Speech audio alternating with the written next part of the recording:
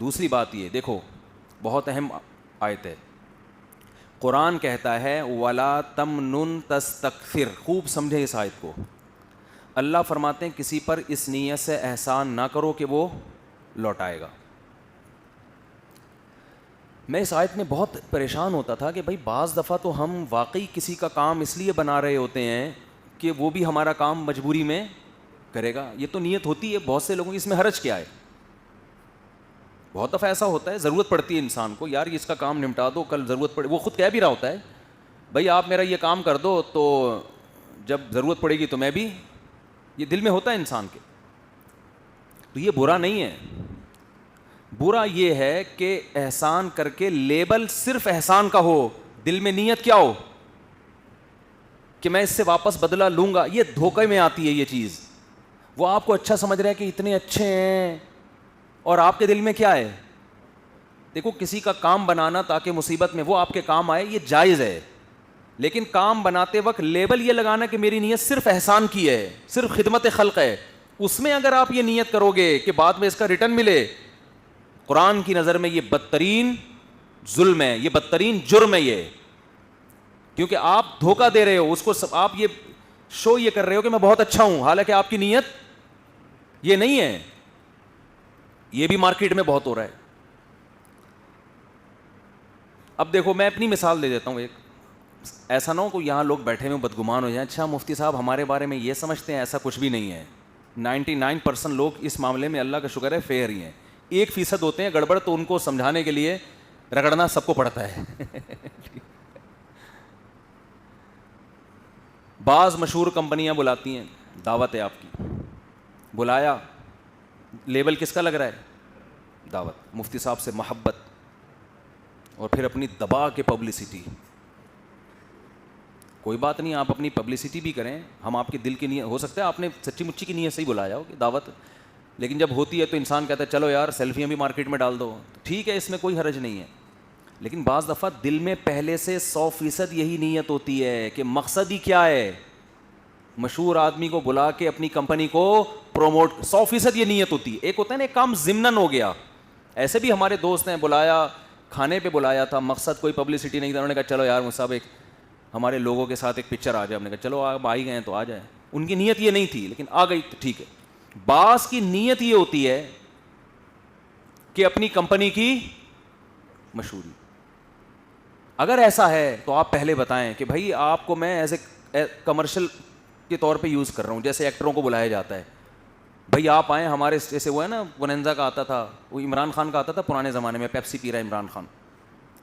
اب وہ جو عمران خان کو انہوں نے جب کھلاڑی تھا نا ورلڈ کپ جیت کے آیا تھا، تو وہ جو پیپسی کمپنی عمران خان کو پیپسی پلا رہی تھی، اس کا مقصد عمران خان کو ٹھنڈا کرنا نہیں تھا کہ جی اس کا جگر ٹھنڈا ہو جائے اور یہ جو ہے نا سکون مل جائے. اس کا مقصد تھا بھائی آپ پیپسی پئیں، آپ دنیا دیکھے گی تو پیپسی کی طرف لوگ جائیں گے. اتنا مشہور آدمی پیپسی پی رہا ہے جو ورلڈ کپ جیت کے آیا تو پیپسی بکے گی. تو یہ پہلے سے بتایا ہوا تھا، اس میں کوئی حرج نہیں ہے. بھائی آپ ایک کھلاڑی ہیں، ایز اے کمرشل یوز ہو رہے ہیں، ٹھیک ہے بھائی بتا کے ہو رہے ہیں نا. لیکن پیپسی کمپنی بلا رہی ہے عمران خان آپ ہمیں بہت اچھے لگتے ہیں، آپ ورلڈ کپ جیت کے آئے ہیں، دل چاہ رہا ہے آپ کو فری میں ایک پیپسی پلا دیں. ہم دل کیا چاہ رہے ہیں آپ کو؟ وہ بیچارہ یہ سمجھ رہا ہے کہ اس وقت بیچارہ وہ یہ سمجھ رہا تھا کہ یار یہ اتنے مجھے ملک میری قدر کر رہی ہے کہ میں ورلڈ کپ جیتا ہوں تو اب مجھے فری میں پیپسیاں پلائی جا رہی ہیں. خوشی خوشی پہنچ گئے، پتہ چلا وہاں نیت ان کی پیپسی نہیں ہے، نیت کیا ہے؟ تو وہ پیسے مانگے گا، روکڑا دو روکڑا، تم کروڑوں روپے کما رہے ہو میری مجھے پیپسی پلا کے، میرے ریٹ متعین کرو. یہ دھوکہ نہیں چلے گا. تو یہ جو ایز اے کمرشل کھلاڑیوں کو، فنکاروں کو، سیاستدانوں کو یوز کرنا یہ ٹھیک ہے، لیکن علماء کو یوز کرنا، بولو نا، یہ بالکل ٹھیک نہیں. چاہے 1 کروڑ روپے آپ دے رہے ہوں، اول تو دیتا کوئی بھی نہیں ہے نا، جا کے اپنی پبلسٹی کروائی، وہ صرف وہ جو کھلایا یا کچھ بھی ہے وہ خرچہ ہو رہا ہوتا ہے اور پبلسٹی دبا کے. تو یہ بزنس کی خواہش نہیں ہے، یہ بزنس کو پروموٹ کرنے کی خواہش نہیں ہے، بلکہ اسے پروموٹ کرنے کی ہوس ہے کہ جو بندہ جس کام کے لیے اللہ نے پیدا ہی نہیں کیا، آپ اس کو اس کام میں کیا کر رہے ہو؟ استعمال کر رہے ہو.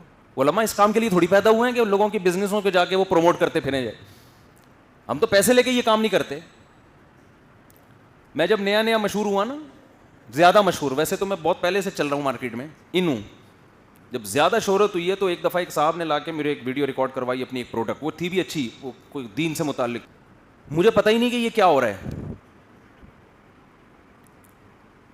پتہ چلا کہ بھائی یہ تو پوری کمپنی ہے اپنی. میں نے پھر وہ جگہ جگہ سے ہٹوائے. انہوں نے کہا آپ پیسے لے لیں. میں نے کہا نہیں بھائی, یہ ہم کوئی علماء کا یہ نہیں, یہ علماء کے وقار کے خلاف ہے یہ چیز کہ وہ کمرشل کے طور پہ یوز ہونا شروع ہو جائیں کہ جی مفتی صاحب ایک دعوت کے اتنے پیسے لیتے ہیں. اور بھی بہت لوگ ہیں جنہوں نے بڑی آفریں کی ہیں, میں آ جاؤ بھائی ایک دفعہ آپ فری میں آ جائیں اور یہ آپ کو بینیفٹس ملیں گے. نا نا نا, ہم نے کہا بھائی یہ کام یہ نہیں ہوتا ہم سے.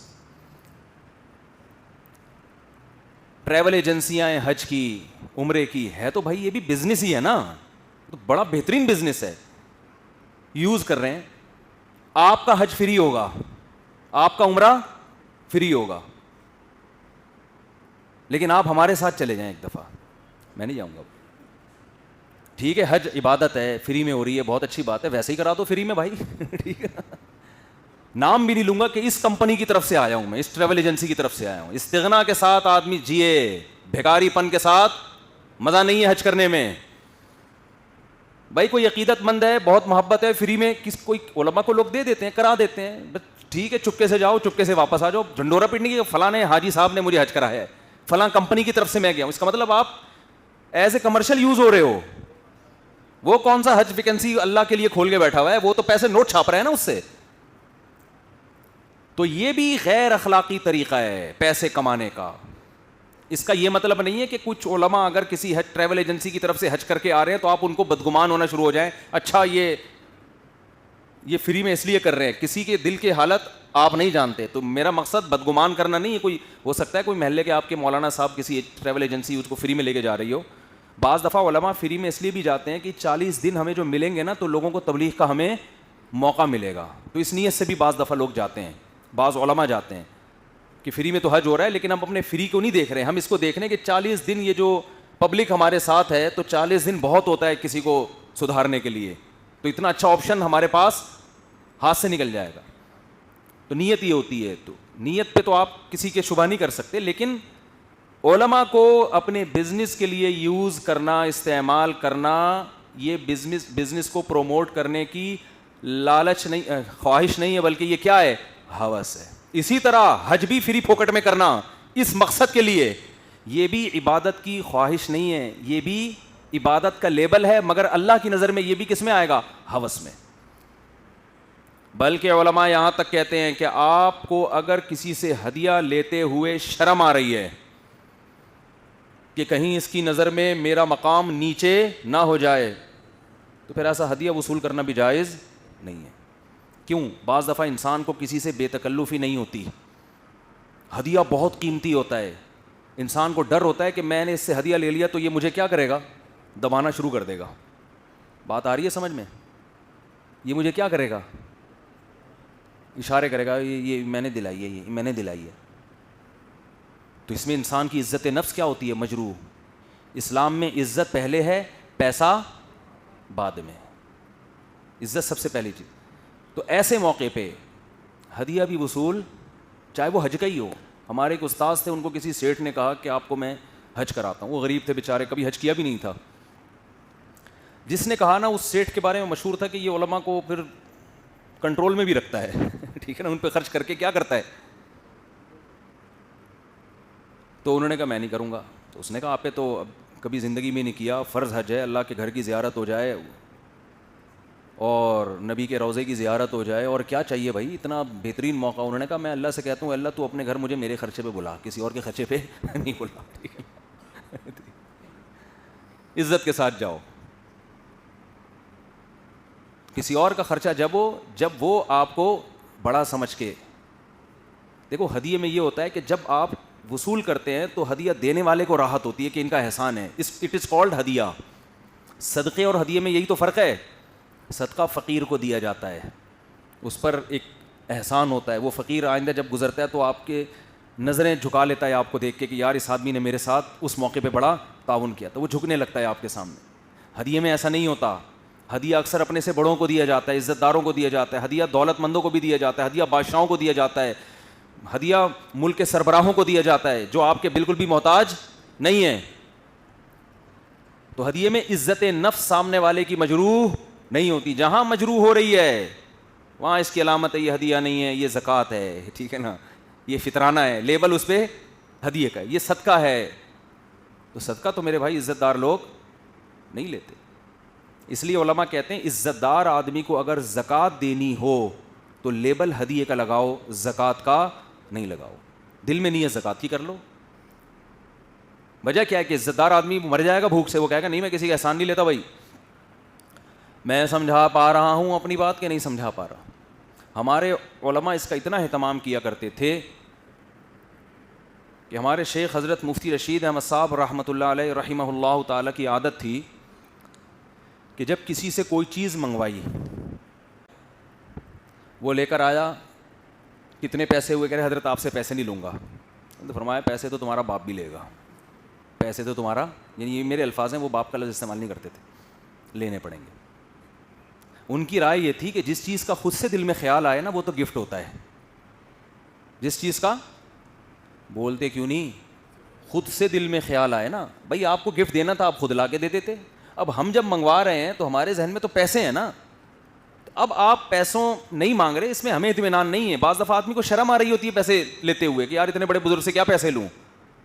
تو اس کا مطلب اس میں 1% بھی چانس ہے کہ شاید آپ کا دل خوش نہ ہو, یہ اوپر اوپر سے کہہ رہے ہو, تو یہ 1% بھی ہم رسک نہیں لے سکتے.